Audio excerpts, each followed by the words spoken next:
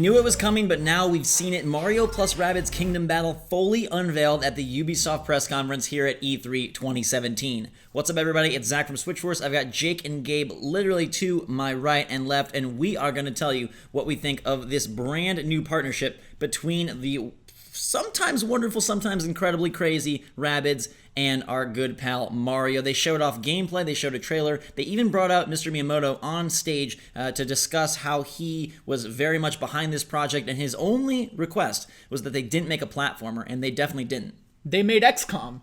It does look a lot like XCOM, and we'd seen, the sort of like text description of this game in the leaks, and a couple of screenshots, none of gameplay, but I gotta say that first impression, I was very impressed with how polished this looks and how fully fleshed out it looks. It's not just like, oh, baby's first, RPG and they threw Mario in there for sales. Like, it does look like they tried to make a really unique, really good game with RPG and tactical elements, mixing these two universes. There's so much in here, and I had said, like, when the leaks were happening, hey, I think this is a little more hardcore than people are going to think it is, and I think I was, like, proven right a little bit. There's a bunch of stats, like, behind the weapons and the leveling up, the skill trees, and the cover system, the destructible environments, like things that we didn't know were in here. It's crazy, right? Yeah, like it's a crazy looking game. It is, and I love how they kept the Mushroom Kingdom as the sort of the world, but then infected it with Rabbids, and that's kind of something that we talked about, was maybe it would be sort of this weird blending of the worlds. But you're right, like they have the jumping mechanics, they have warp pipes, like they found ways to incorporate all these Mario elements into an XCOM style game that seems to have substance. You saw a skill tree in the gameplay where they show, you have skills that are for attacking, skills that are for movement, skills that are for your techniques, and the one concern we had, or one of the main concerns about Tutorio, seems to be alleviated because he's basically just a guide, and it seems like you're still moving directly, and it's merely just a way for you to aim your movement in the battlefield. I think we all came away like pretty impressed. There was genuine cheer from the crowd, which is another thing. Yeah, it did sound like legitimate applause, and I think that there was such a fear of like, okay, you're going to merge this sacred Nintendo franchise with something that a considerable number of people have disdain for, and it feels like with the blessing of Miyamoto, they did us all right. Like, they did a really good job of unifying two worlds that may not fit, and I didn't feel like the Rabbids were too obnoxious in any of the footage. That's what I was gonna ask both of you. Like, was it charming or was it like obnoxious? The moments with Peach were kind of the ones where you got more of that Rabbid sense, and there were some screams, but to me it felt like, because it is them crossing over with Mario, and Mario and Luigi and Peach and Yoshi are like wanting to save their kingdom, I kind of felt like they're like little brother characters, almost like a baby Mario, baby Luigi. Like, okay, they're a little bit goofy, but not too over the top. There wasn't like running and slamming into the screen. Well, there wasn't the initial little like short, but not in the game. I feel like the gameplay is much more Mario than it is Rabbids. It is interesting. It's XCOM. It's not Mario. Well, it's much more Mario universe. Oh, yeah. And it is interesting that the Rabbids are the bad guys. Like, bad Rabbids are the bad enemies. Yeah. Well, because they are invading the Mushroom Kingdom. So gameplay-wise, what do we think about the fact that there's, like, destructible environments and like, this, like, jumping mechanic that, like, lets you... We even saw there was a pipe that you can go in as Rabbid Luigi, and you like come across and you can like take out the enemy like in one move set, but you do like two separate moves because of the jump. Like, there's some interesting things I think that they can do with the combat. Yeah, they definitely, I feel like, put some considerable depth there, and it's a nice change of pace from the other recent Mario RPGs, right? We've kind of been like, okay, Paper Mario is not going the direction we want. People love the handheld iterations of Mario and Luigi, and we might be getting a remake of Superstar Saga tomorrow, but for today, this was a fresh look at how Mario could do an RPG, and I like the fact that it is tactics based, and I like that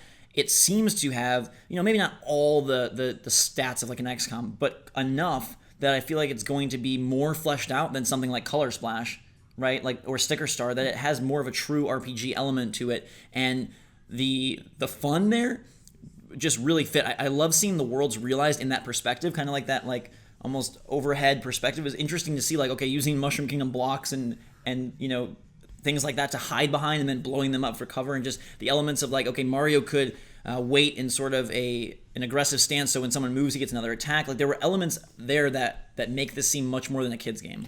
Another thing I wanted to touch on was how they are using the different Mario characters and like enemies. Like we saw the bane of my existence. Toad is in the game a tiny little bit. Yes. We saw like Goombas. What else did we see? Well, they had the crossover of like the Rabbids merged with Mario characters kind of, because there was like a Rabbid holding a big block, big brick, a big like slab, like almost like a thwomp or a womp, I guess. There's a piranha plant. They like merged where they have like DK Rabbid and they have like a piranha plant Rabbid where it's like almost like a wizard. And then I think it's really cool how I was kind of wondering how they were gonna have the combat sequences, if it was gonna be how it was gonna be tied into the overworld.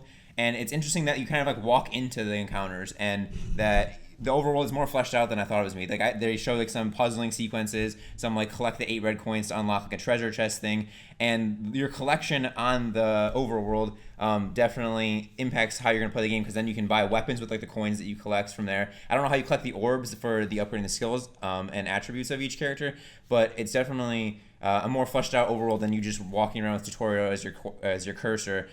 So I thought that was interesting how it's kind of the battles are kind of built into the overworld. It's not like a whole separate where it goes to like a separate cut screen or anything like that. In one of the battles, they showed one of those like chain chomp. What are they called? Chain chomp. Yeah, they showed a chain chomp like attacking both you and the Rabbids. So it's like, just there like being like intrusive. Like you can like knock enemies out of the boundaries and it does extra damage, and like so it's very much more complex, or not complex, just a lot more elements than what we thought. It's not as simplistic as a lot of people were saying. Yeah, and I wonder if there's going to be some element of like maybe Mario characters get captured and you have to rescue them. Like I wonder, why is that Rabbid looking like DK? Is DK in the game and sort of gets like taken over? We've seen interesting things like that in the past Mario and Luigi games where, you know, different characters are either, you know, sort of overtaken or hypnotized or things of that nature. And so I wonder if there'll be a little bit of that, like how they incorporate. I think it's more just the Rabbids spilled into the Mushroom Kingdom and they accidentally got twisted up with some character attributes of them. I don't think you're going to see many more guest appearances than like Toad or Goombas or anything like that. Yeah, it will be interesting to see how much of Mario they really bring in. I also really liked how the graphics, like it looked super, super pretty. I feel like it was absolutely gorgeous in a lot of ways, and has me even more excited for Mario Odyssey. We saw like a decent amount of just environmental variety as well. Like speaking of graphics, like there was like an ice level. We saw like a desert one. We saw like a regular like, you know, grass green. There's like a boo like haunted like with like pump, and like the characters change too, because there's like a pumpkin rabbit and like different things like that. Yeah, so they're like visually, graphically looks good. Just environmentally, again, good variety from what we've seen so far. Man, they showed more than I thought. I thought they were gonna show us a trailer. Like I thought that's all we were gonna see, but we saw a couple of behind the scenes videos that looked interesting as well, and we got to see, you know, the skill trees. They didn't go like crazy in depth, like to explain like how the leveling up works or anything like that. But from what we've seen, like this does look like it's gonna be a decent Mario RPG game and not just some wacky Rabbids thing like we kind of feared. And what's interesting about that is in like the behind the scenes, they said that like Ubisoft came to Miyamoto at E3 in years past and presented this idea, and then Miyamoto said, okay, just make a totally new Mario game and you can basically do whatever you want, with like full trust in Ubisoft to like make this their own game using the Mario characters. So it's interesting that it is almost completely an Ubisoft game, but it has all of the charm and all the characteristics of a Mario game. I love that they gave them that creative control. I think you get a better product that way than trying to be like, okay, do what we want, but incorporate your Mario, you know, your Rabbid characters with our Mario characters. The fact that they were able to kind of go all out and do something that Nintendo wouldn't normally do. That's why we're seeing it look and feel and play so different from the typical RPGs that Nintendo uses Mario for. Yeah, and it's kind of interesting how the actual game is the Rabbids invading Mario, but in reality it's kind of like Mario invaded Ubisoft Studios, and then they had to create the game from scratch. And a couple just like little small points.